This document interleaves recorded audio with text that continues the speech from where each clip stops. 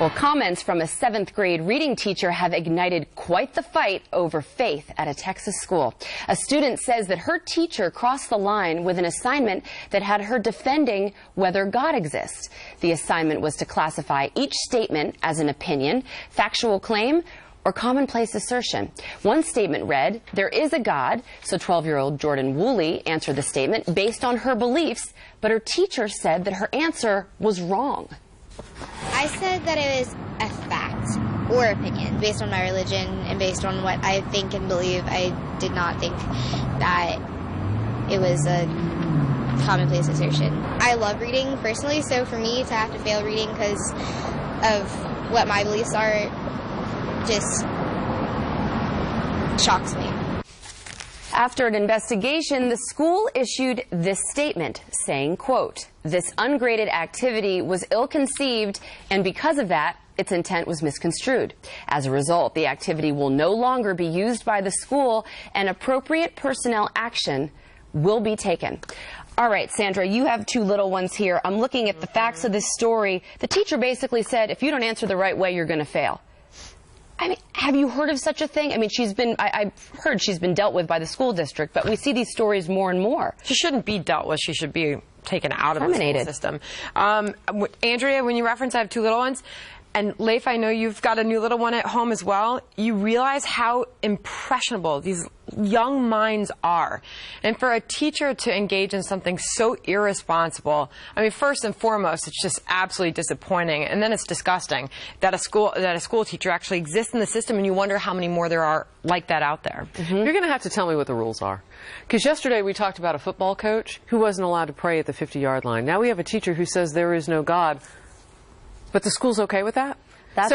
So you can't pray, but you're welcome to tell people that you can be agnostic or atheist, that God doesn't exist. You're going to have to tell me what the rules are. I'm confused. That's why we need school choice. We need parental choice in education, because you know what? It's too hard to fight the system. I look at that little girl. She's so brave to get out there and fight the system.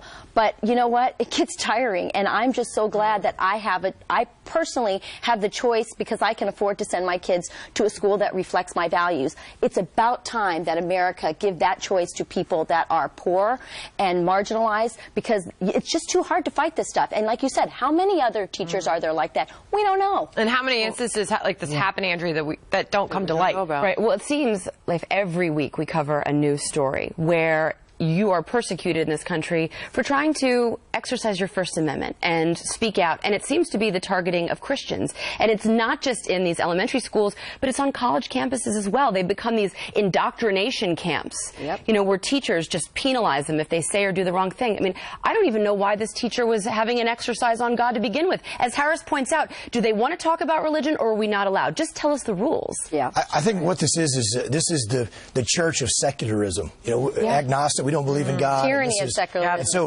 what this is a violation of church and state. I'm going to make kids go believe that there is no God, and we are supporting that. That's what the government supports. That's what schools are supporting, and that's absolutely wrong. And that's a violation of our Constitution. Should they call the ACLU and say this is a violation of church and state? Yeah, where are they on case? Where are they on this? Crickets. No one's picking up the phone. Anyone home? Where are they on this? That is a beautiful point, because it isn't just about the conversation, but it is whether or not you're proselytizing, whether you're trying to get people to deny that there's God or believe that there's God.